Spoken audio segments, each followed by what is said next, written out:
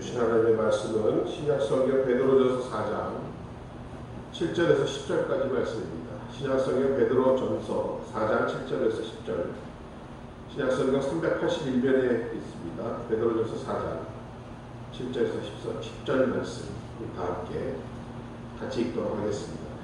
만물의 마지막이 가까웠으니 그러므로 너희는 정신을 차리고 근신하여 기도하라. 무엇보다도 열심으로 서로 사랑할지. 사랑은 허다한 죄를 덮느니라.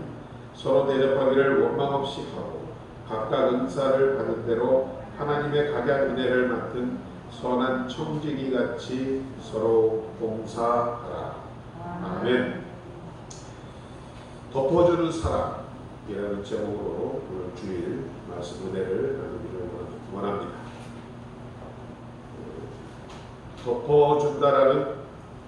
덮어준다라는 것은 그 안에 어떠한 내용물이 담아져 있든지 그것을 들춰내지 않고 그대로 감싸주는 것입니다.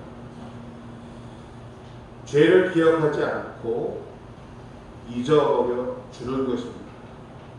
또한 마땅히 받아야 할 그 죄의 심판을 우리가 하지 않고 용서해 주는 것입니다. 피차간의 허물을 덮어주고 서로를 세워주고자 하는 사랑은 이와 같이 우리의 죄를 덮습니다. 잠언 10장 12절은 말씀합니다. 미움은 다툼을 일으켜요.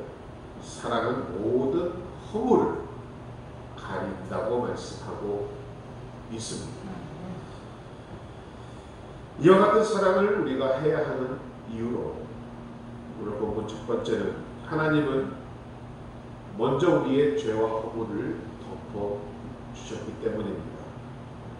구약시대에 범죄한 사람들이 하나님께 용서를 받으려면 소나 양이나 염소를 잡아서 그 피를 뿌리며 제사를 드려야 했습니다. 그러면 그 죄가 아무리 크고 중하다 할지라도 용서함을 받았습니다. 하나님은 우리를 위하여 피 뿌리는 제사를 통해야만 그 죄를 용서하시겠다라고 말씀하셨기 때문입니다. 레위기 17장 11절을 보면 육체의 생명은 피에 있습니다. 내가 이 피를 너희에게 주어 제단에 뿌려 너희의 생명을 위하여 속죄하게 하였나니 생명이 피에 있으므로 피가 죄를 속하느니라고 말씀하고 있습니다.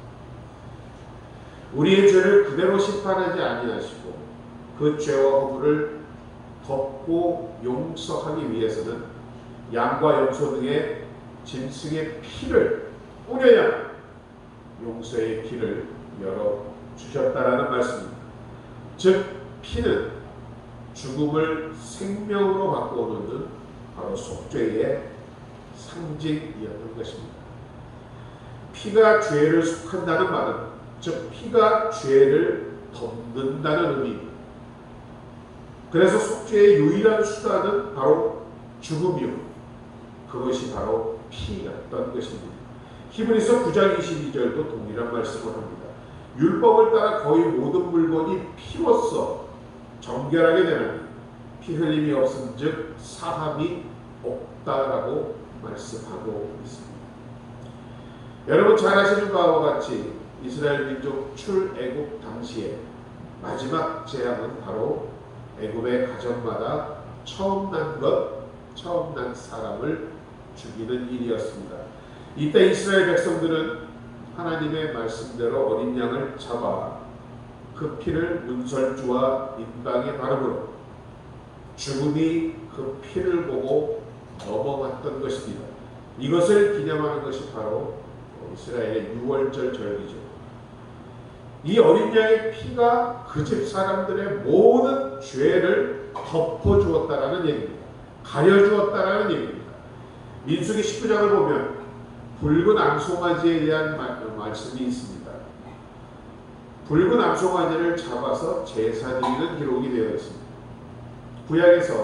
구약의 제사에서 숫송아지를 속죄를 위한 희생 제물이었습니다.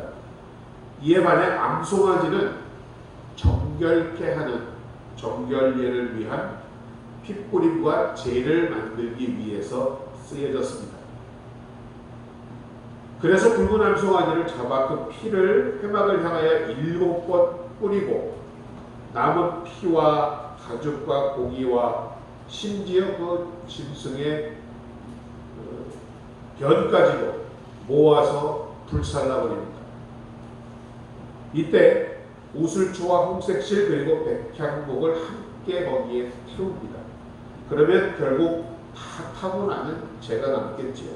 그 죄를 긁어 모아서 죄를 지은 자나 부정한 일을 한, 특히 부정행위를 한 여자에게 그 물을 타서 그 물로 씻으면, 그 잿물로 씻으면 부정한 자가 깨끗하게 되는 것이 바로 정결의식이었습니다. 붉은 송아지의 온전한 희생이 바로 십자가 위에서 우리의 죄를 온전히 씻으신 예수 그리스도의 희생을 암시하는 것이었습니다. 붉은 암송아지가 위에 모든 것들과 함께 태워진 것은 예수께서 세상의 모든 죄를 다 짊어지시고 죽음을 당하신 것을 의미합니다. 특히 이 죄라고 하는 것은 모든 물질의 마지막 아닙니까?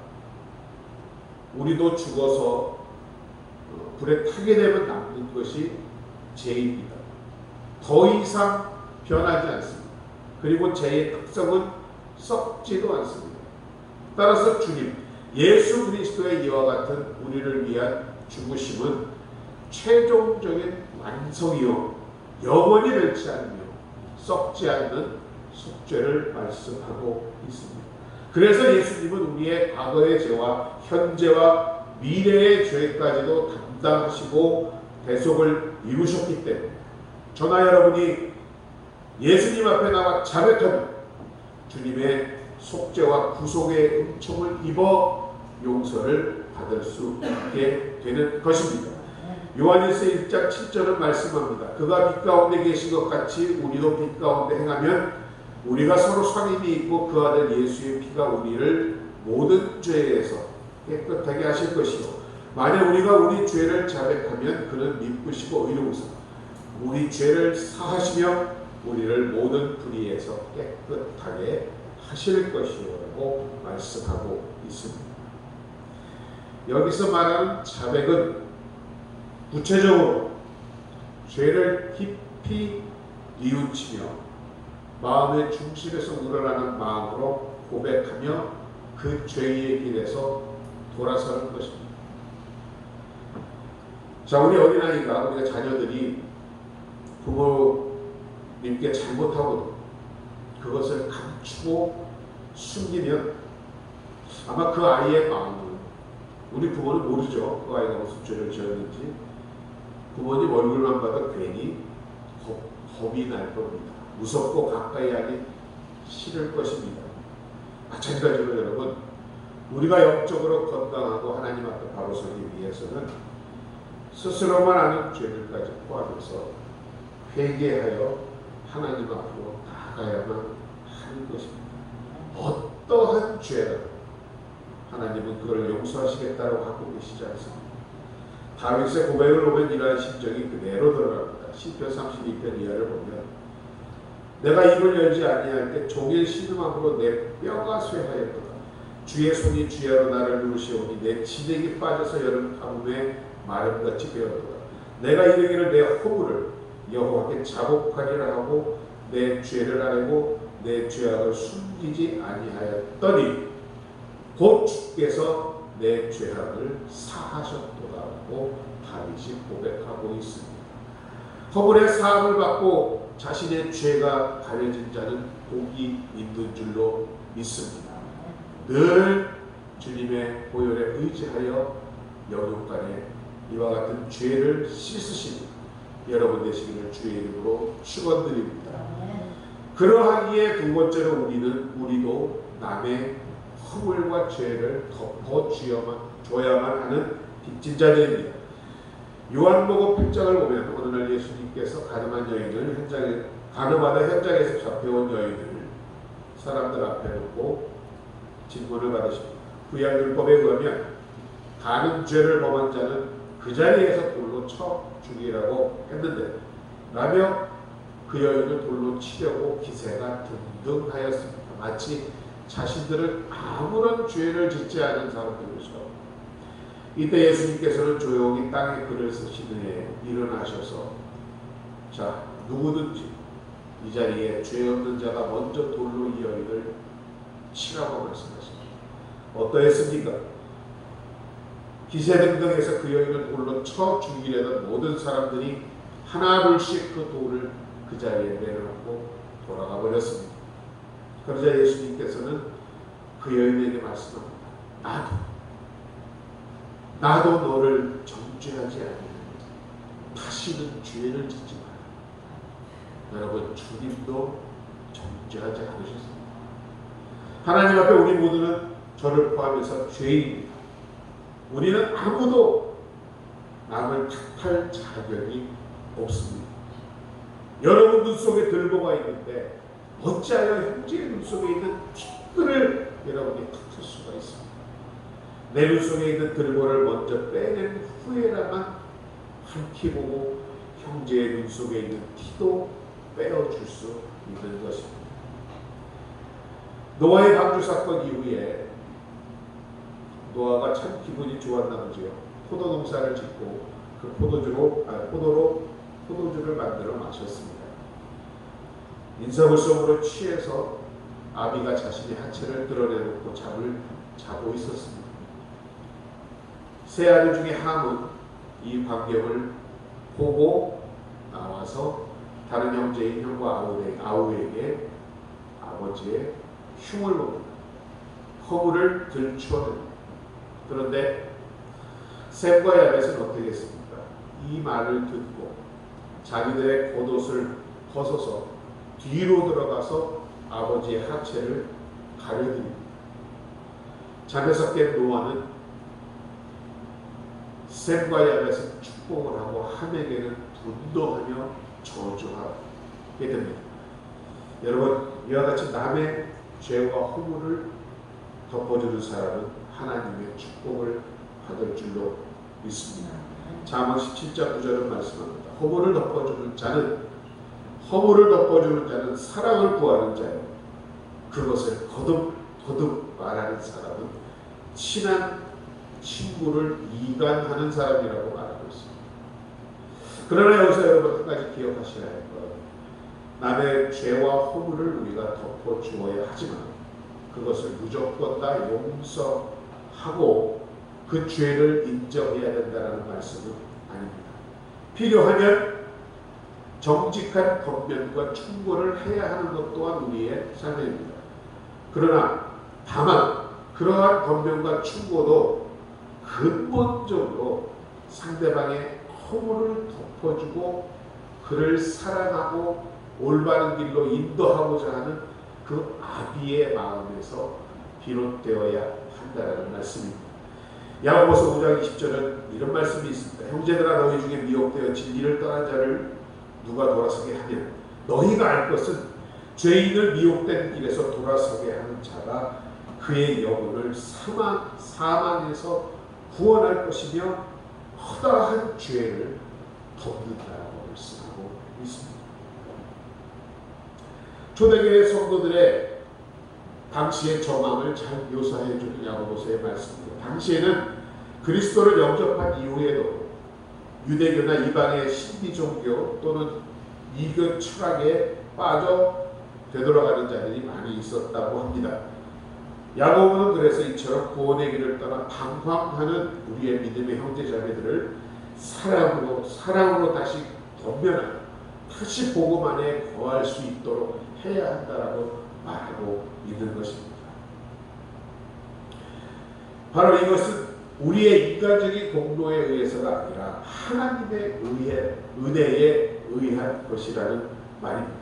그래서 미혹되어 하나님을 떠난 자는 영원히 죽을 상태에 있었지만 하나님께 다시 돌아옴으로 그 죽음에서 구원을 얻어 생명을 얻게 된다라는 말씀입니다.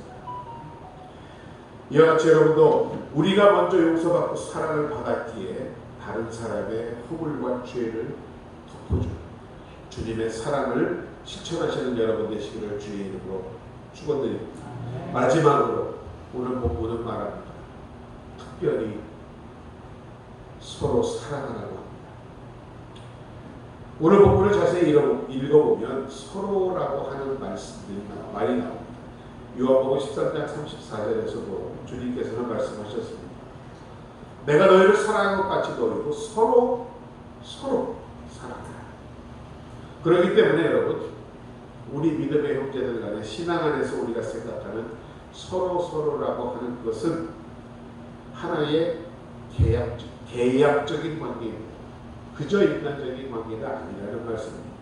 예수 그리스도와 우리가 계약의 관계에 의해서 결과로 얻어진 관계라는 말입니다.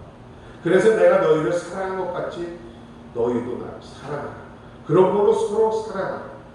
바꾸어 말하면 우리는 그리스도로부터 사랑을 받았기 때문에 그 계약의 관계에 있기 때문에 이 엄청난 사랑을 서로가 나누어야 한다라는 책임이 있다는 것입니다.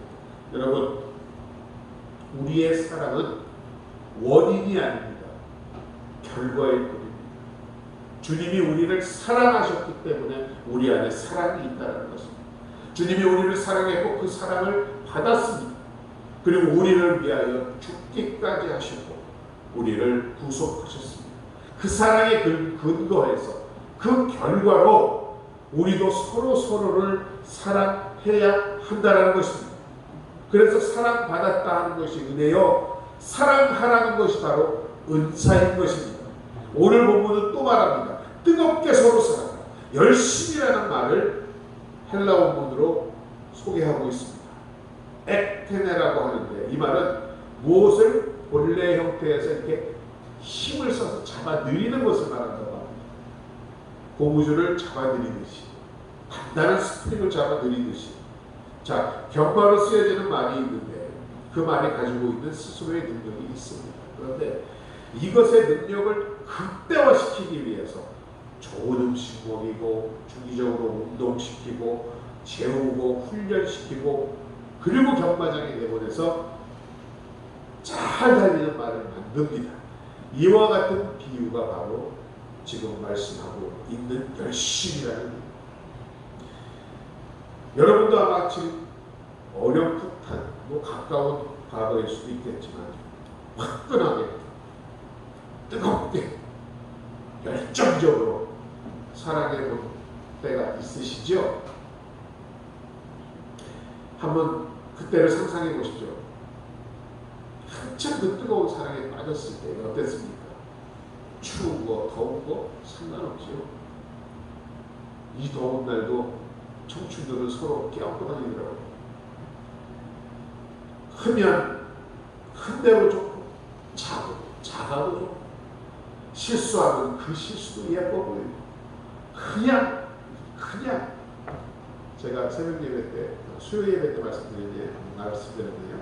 그냥이라는 시. 엄마는 내가 왜 좋아? 그냥. 너는 내가 왜 좋아? 그냥. 이게 시라고 말씀드렸죠. 그럴 때가 여러분 있었죠. 저도 돌이켜보면 많았습니다. 많은 건 안 되나? 있었습니다. 그 순간은 여러분 허물이 있어도 허물이 안 보입니다. 실수도 죄도 안 보입니다. 그것이 바로 열심으로 온 마음을 다해 서로 사랑하는 의미라고 합니다. 사랑의 기술이라는 책이 있습니다. 에리 프롬이라는 심리학자가 쓴 책인데요. 거기에는 사랑을 4단계로 말하고 있더군요. 하나는 어린 아이와 같은 사랑입니다.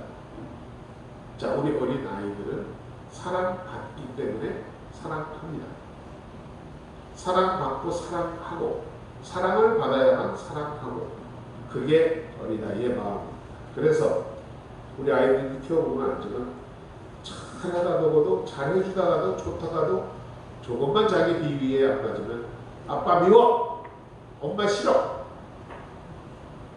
정이 뚝 떨어지죠. 그게 어린아이의 사랑이라고 합니다. 그런데 좀 더 성숙한 사람은 사랑하기 때문에 사랑합니다. 자기 사랑으로 그 상대방의 모든 것을 덮습니다.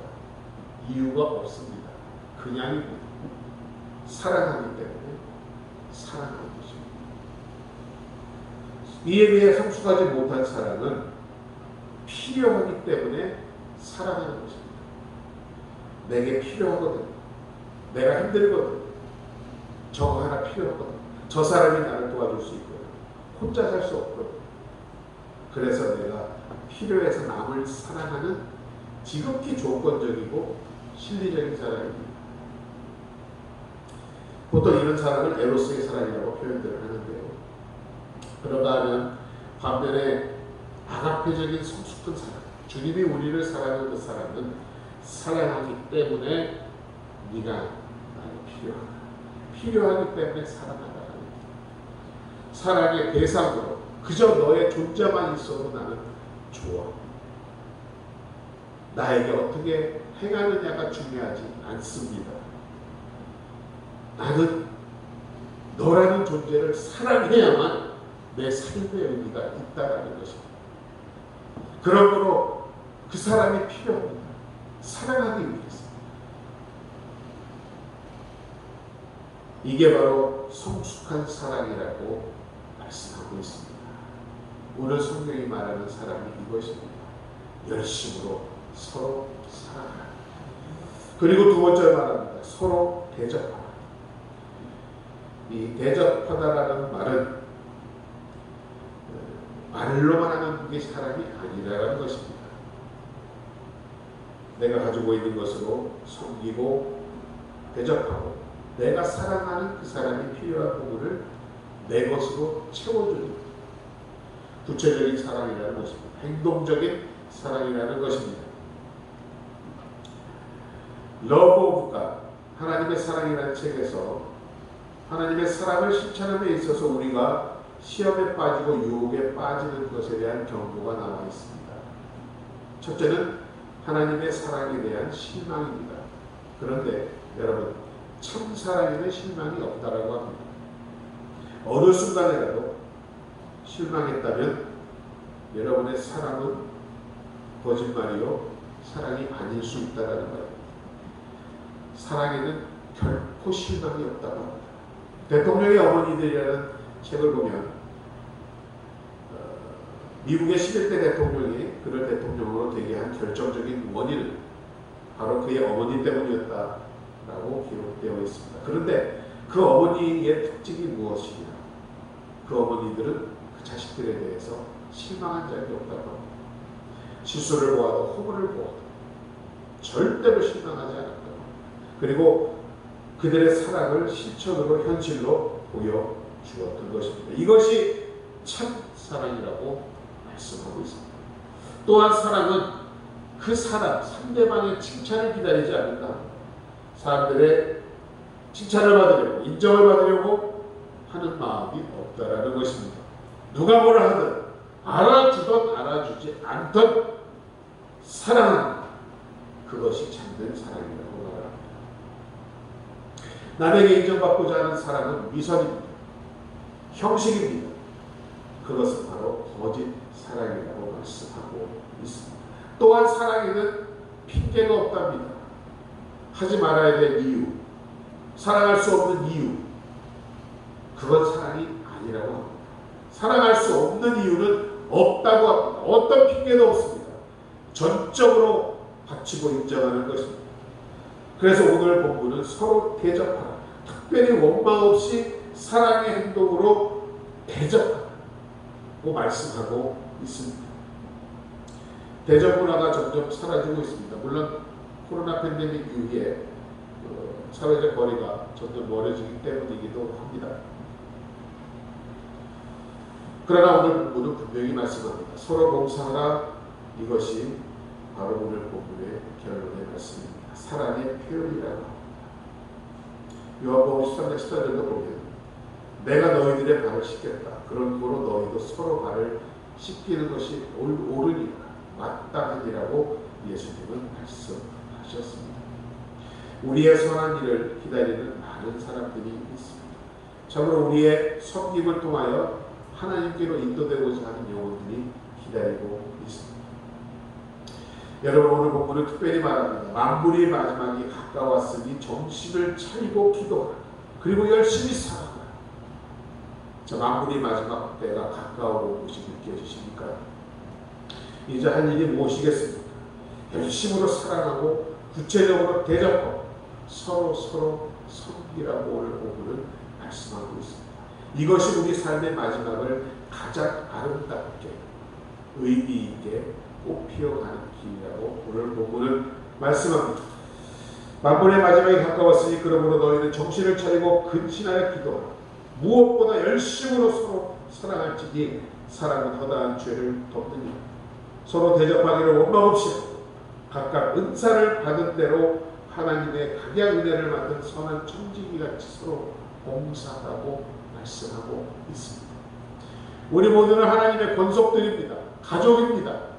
저와 여러분은 죽음도 갈라놓을 수 없습니다.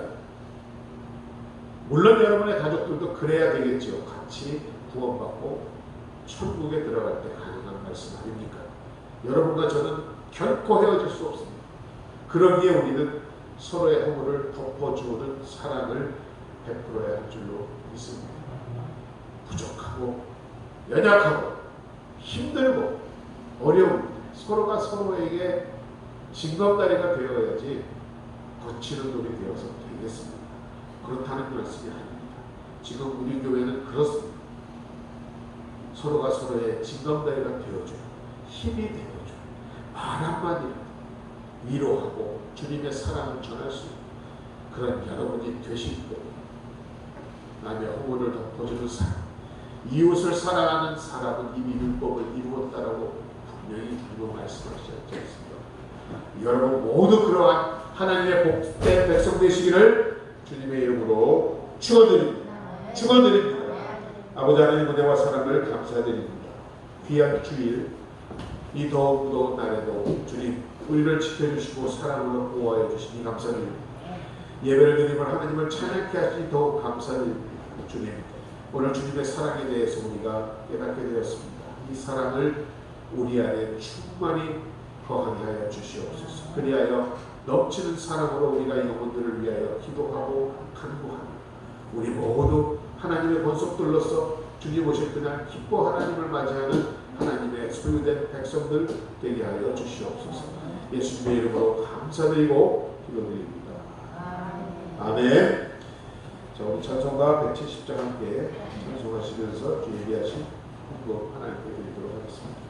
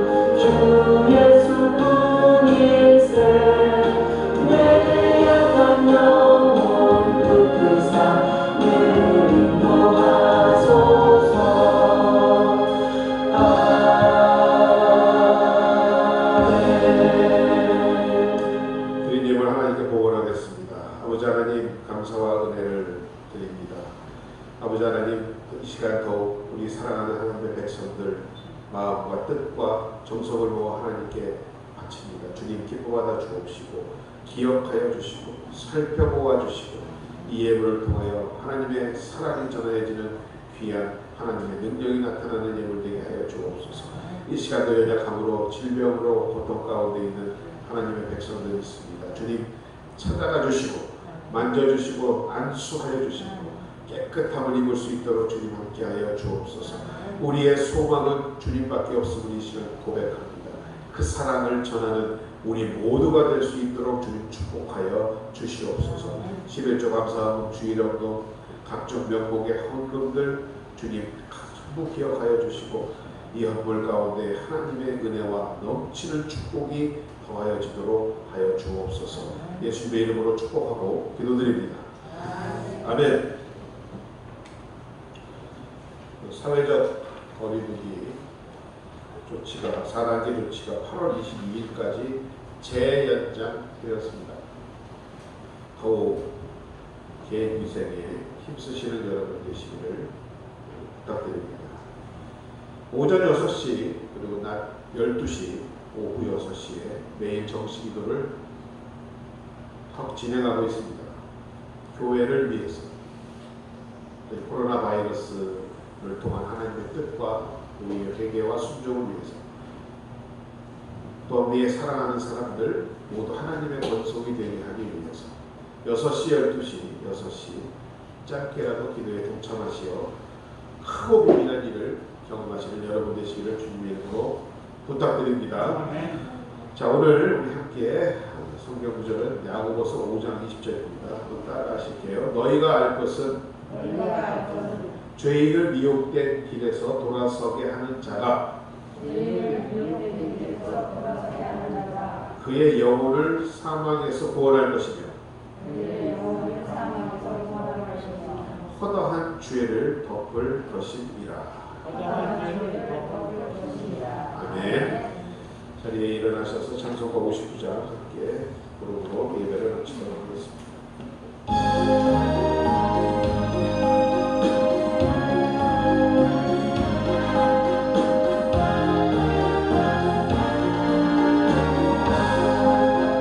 성전